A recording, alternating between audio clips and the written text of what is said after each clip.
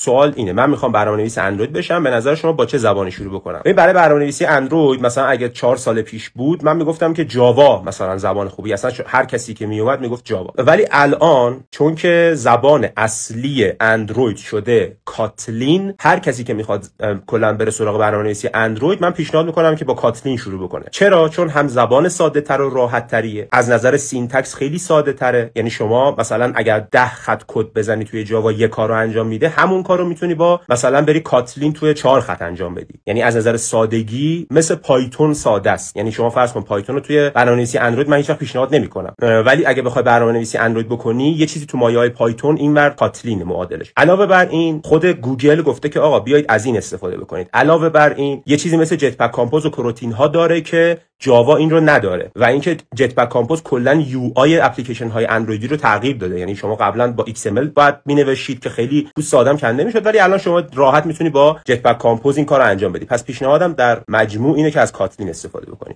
اگه میخوای برنامه‌نویسی رو حرفه‌ای یاد بگیری منو دنبال کن.